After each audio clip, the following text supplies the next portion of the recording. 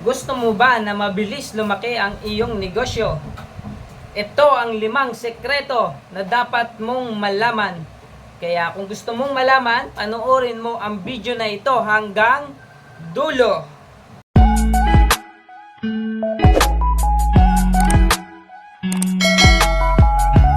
Good morning mga kanegosyo. Kumusta naman po kayo dyan? Kumusta naman po yung ating tindahan? Sana naman po ay okay ang ating bintahan. Sana po ay tuloy-tuloy pa rin po ang pag-asenso at paglakas ng ating mga tindahan. Sana po kahit tumataas na po ang ating mga bilihin, ay tuloy-tuloy pa rin po ang pagdami ng ating mga customer. Ngayon po ay araw po ng Sabado at andito po kami ngayon sa isa po naming tindahan. Kasama ko po ang aking anak. Nagdala po kami dito ng mga paninda. So ngayon lang po kami nakarating kasi medyo tinanghali po kami ng gising. Nagising po kasi kami kanina mga alas 6 na. So ang oras po natin ngayon ay alas 9 na po ng umaga. At dito hindi pa po ito nagbubukas, bago lang po itong tindahan, kaya tahimik na tahimik pa po at wala po sa ating mga istorbo. Tayo lang po ang tao dito sa tindahan at yung bantay po namin dito.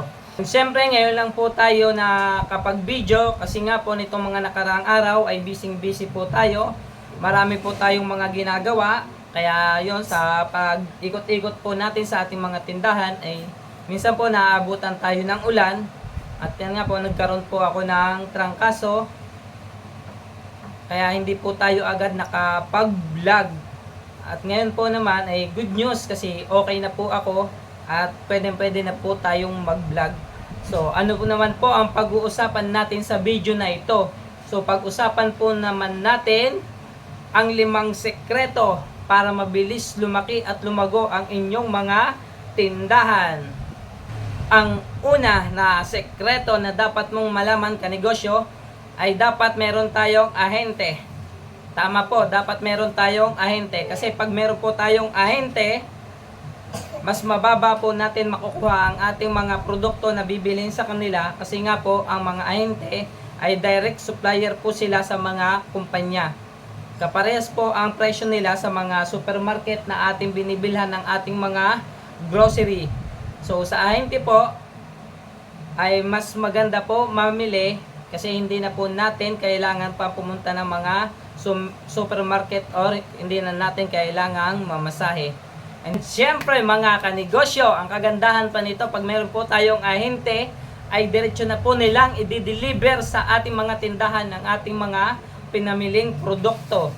Hindi po katulad ng pag tayo po ay mamimili pa sa supermarket, kinakailangan pa po nating sumakay ng mga sasakyan, sumakay po tayo ng tricycle, sumakay po tayo ng jeep o kaya ay sumakay po tayo sa ating mga sariling sasakyan bago po tayo makapamili ng ating produkto. Hindi po tulad ng pag may ahente po tayo, diretso na po sa ating bahay mismo. So yun po yung kagandahan pag meron po tayong mga ahente, mga kanegosyo. At syempre kanegosyo, isa pang advantage natin ay yung kapag mag-o-order tayo sa kanila. So ang gawin natin, i-text lang natin yung ating o-orderin sa kanila. Tapos kapag kailangan natin magdagdag at magbawas, tatawagan lang natin sila at pwede na tayong mag-cancel. Pwede natin silang i-text or i-chat or tawagan na lang natin. So madali lang po tayo makakapagbawas at dagdag ng order kasi nga po meron na tayong contact sa kanila at hindi na po tayo kailangan pang pumunta pa sa mga ahente natin kasi meron na tayong contact. And syempre mga kanegosyo, itatanong nyo sa akin kung paano naman tayo makakakuha ng ahente. Mga kanegosyo, kung ang pwesto mo ay nasa palengke, huwag ka na pong mag-alala kasi sila na mismo ang lalapit sa iyo para sila po ay magpa-order sa iyo ng mga product. At kung ang iyong pwesto naman po ay nasa tabing kalsada at nakikita ng mga ahente na lagi tayong maraming customer, maraming bumibili sa atin, sila na po yung lalapit sa atin para mag-alok ng kanilang mga produkto. Eh paano naman kanegosyo? Halimbawa, yung mga tindahan natin ay tago, malayo sa karsada. So ganito kanegosyo ang gawin mo. Pumunta ka sa mga palengke sa inyong lugar o kaya sa mga tindahan na malalaki sa inyong lugar at abangan mo yung ating mga ahente kapag sila ay nagdi-deliver para makuha mo ang kanilang mga number. Pero mas maganda kanegosyo kung pupunta ka ay sa mga bandang tanghali kasi kanegosyo doon sila pumupunta kasi nga hindi masyadong matao at hindi masyadong marami ang sasakyan at doon sila yung oras na yon doon sila nagdi-deliver at pwede mo silang puntahan at kunin mo ang kanilang mga contact number para makakuha ka ng ahente sa iyong tindahan. Pangalawang sekreto na dapat mong malaman, magbigay tayo ng giveaways. So sa atin naman mga tindahan, kanya-kanya tayo mga diskarte kung paano dadami ang ating mga customer. Kanya-kanya tayong mga ginagawang mga pakulo o mga pag-asikaso sa ating mga customer. Kaya ang ating mga tindahan syempre ay patuloy na lumalaki at lumalago at patuloy na nag-go-grow ang ating mga tindahan kasi nga po ay may mga ginagawa tayong diskarte kung paano natin ito palalakihin.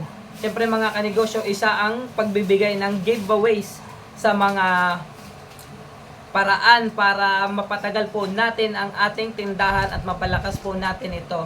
So kalimitan po natin ginagawa ang pagbibigay ng giveaways kapag may mga okasyon po. So nagbibigay po tayo ng mga giveaway sa mga customer natin o sa mga suki natin na matatagal na sa ating tindahan, lalo na po pagdating sa mga araw ng Kapaskuhan. Wait lang mga kanegosyo, may tumawag.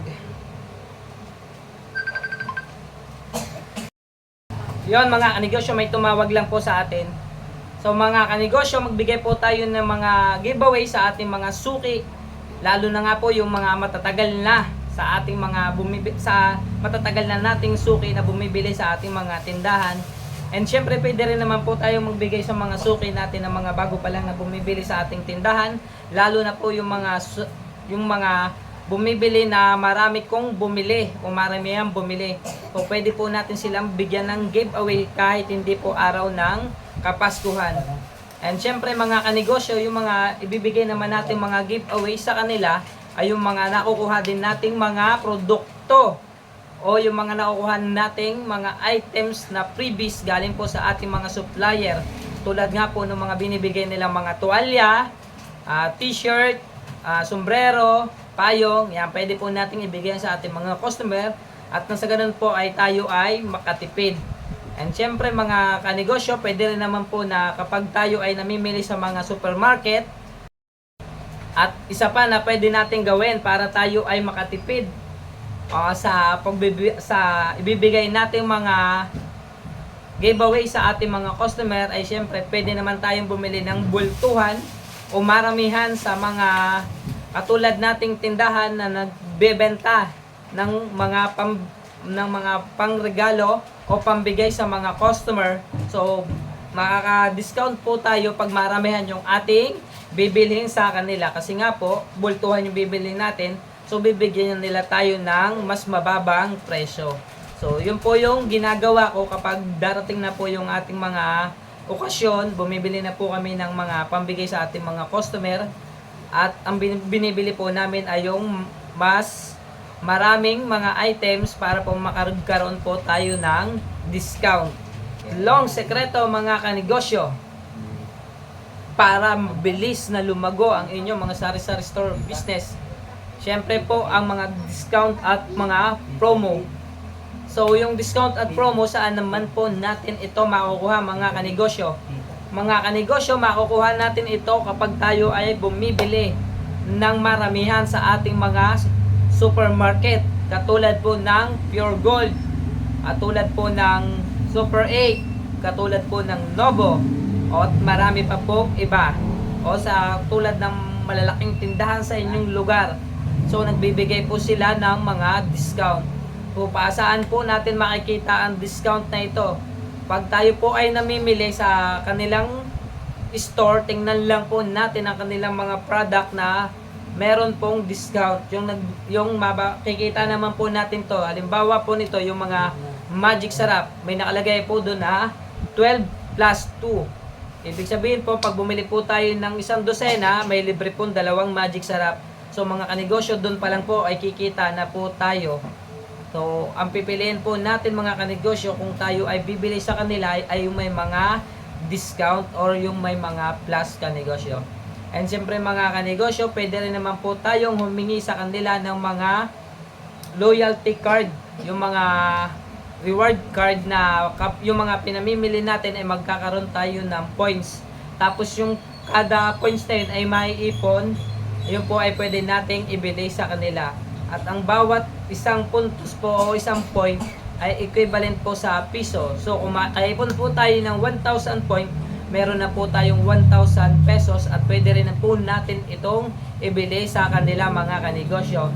And syempre mga kanegosyo, kung marami ka namang napapamili sa kanila, halimbawa po umaabot po ito ng 5,000, 10,000, ay magkakaroon po tayo ng mga freebies. Halimbawa po ng mga freebies na binibigay nila, lalo na po sa ating mga sa mga NOR, yung mga NOR product po, malimit po silang magbigay ng mga freebies tulad po ng baso, mga plato, sandok, yan, kalimitan po yan sa ating mga NOR product sa mga supermarket. So, yan mga kanegosyo ay isang mga freebies na binibigay nila sa atin. Ang pang-apat na sekreto na dapat mong malaman kanegosyo ay dapat laging puno ang laman ng iyong tindahan. Yes mga kanegosyo, dapat po puno lagi ang laman ng ating tindahan. Kasi nga po mga kanegosyo, ito yung isang dapat na hindi mo pinababayaan mga kanegosyo. Halimbawa po kasi niyan, may bumili sa iyo na isang customer, pabili ako ng isang bote ng mantika at ang sagot mo naman ay wala. Siyempre yung customer na yon ay lilipat na sa kabila. Halimbawa naman, bumili uli siya kinabukasan, pabili uli ng mantika at wala ka pa rin. So yung customer na yon ay hindi na sa iyo bibili kasi lagi kang wala. So ang gawin natin kanegosyo para hindi laging wala ang sagot natin, kapag ang halimbawa ang items natin ay nakita natin malapit ng maubos, so mamili na po agad tayo. So ang gawin po natin, pag nakita natin halimbawa papaubos na yung ating items, halimbawa po mga 3 peraso na lang at mauubos na ito, so ang gawin mo kanegosyo mamili ka na po agad ng iyong paninda para hindi po ikaw magkulang. And syempre kanegosyo, ang tama naman pong pagsagot sa ating mga customer kapag sila po ay bibili sa atin at naubusan po tayo ng halimbawa nga po yun ng mantika, ay sabihin po natin mga kanegosyo ay parating pa lang po yung deliver namin mamayang hapon, o kaya naman ay kauubos lang po ng ating mantika, balik na lang po kayo bukas. So mga paggaganon po ang gagawin natin kanegosyo na isasagot sa ating mga customer, iisipin po nila na meron tayong tindang mantika at naubusan lang po tayo. And syempre, pagkaganon po yung sagot po natin sa kanila, mas maganda po yon na pakinggan at mas na kaysa sabihin po natin na wala. And syempre mga kanegosyo, dapat alam din natin ang mga pangalan ng ating mga customer, lalong-lalo na po yung ating mga suki. Kasi nga po, pag tinawag natin po sa kanilang pangalan ng ating mga customer, sila po ay natutuwa din kasi naiisip nila na special sila sa atin kasi nga po ay alam natin ang kanilang pangalan. Halimbawa po, bibili ang ating suki sa umaga, so ate, halimbawa ate Lenlet, ano po ba ang iyong bibilhin? Siyempre pag napakinggan po nila ito, magiging mas maganda po sa kanilang pandinig at mapapabili po talaga sila sa inyo. So, kailangan po alam po natin yung pangalan ng ating mga suki, mga kanegosyo. And syempre po mga kanegosyo, panglimang sekreto na dapat mong malaman kanegosyo ay yung sekreto na dapat meron tayong connection sa ating mga customer. Yes mga kanegosyo, napakahalaga po na meron tayong connection sa ating mga customer, lalo na po itong ating mga suki. Kasi kapag wala po tayong connection diyan o wala po tayong wala po kayong hindi po sila nagtitiwala sa inyo, ibig sabihin po niyan ay hindi po sila lagi bibili sa atin. Kasi kapag maganda po ugali natin at nagustuhan niya ni customer, ay sa atin po lagi sila bibili. Ang una po dapat natin gawin para tayo ay magkaroon ng connection o maggustuhan tayo ng ating customer, ay syempre una, maging maganda po yung ugali natin, maging maganda po yung pakikitungo natin sa ating customer, o kahit ang customer po natin ay maging bata, matanda, o maging lolo, lola, dapat po tayo ay maging magalang sa kanila, lalong-lalo na po kapag sila ay bumibili sa atin, kahit po sa panahon na tayo ay medyo napapagod, maging magalang po tayo sa kanila.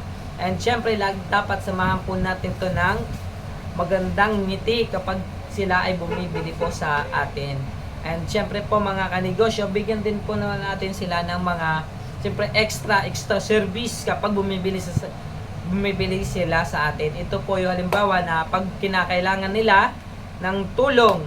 Halimbawa, pag marami po silang napamili sa atin, so alokin po natin sila na ihahatid ko na po kayo ma'am, ihahatid ko na po kayo sir, ihahatid ko na po kayo ate, para po hindi na kayo mahirapan.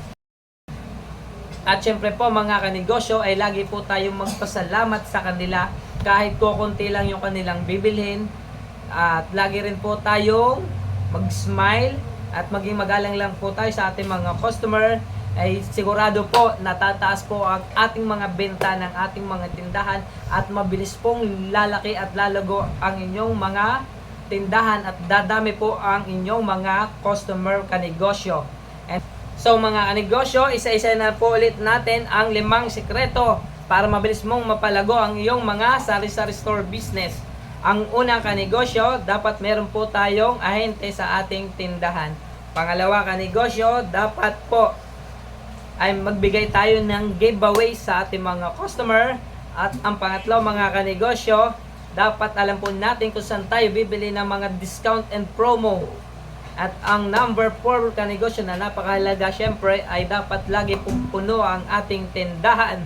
At ang number 5 po ay dapat po ay meron tayong koneksyon sa ating mga customer. And syempre mga kanegosyo, maraming salamat po kung naaabot kayo sa video na ito. And syempre po, kung hindi pa naman po kayo naka-subscribe sa aking YouTube channel, Galbert Peregrine, please click subscribe and notification bell para lagi po tayong updated pag may video, may bago akong video i-upload. And syempre po mga kanegosyo, pakishare na rin po sa mga kaibigan nyo, kapamilya nyo na gusto rin pong yumaman at umasenso para marami pa po tayong matulungan. And maraming salamat sa inyo kanegosyo. Sana po ay patuloy na dumami at lumaki ang ating mga tindahan. Sana po ay nakatulong ako sa inyo. And syempre po sana mga kanegosyo ay mahalin natin ang ating mga tindahan, sipagan po natin lalo at pagtiyagaan pa ng mas marami. And syempre po, lagi po tayong magdasal at manalangin sa Panginoon na tayo ay gabayan at nang lalo pang lumaki at lumago ang ating mga sari-sari store business. At maraming salamat sa inyo mga kanegosyo. Kita-kita na lang po ulit tayo sa susunod kong vlog.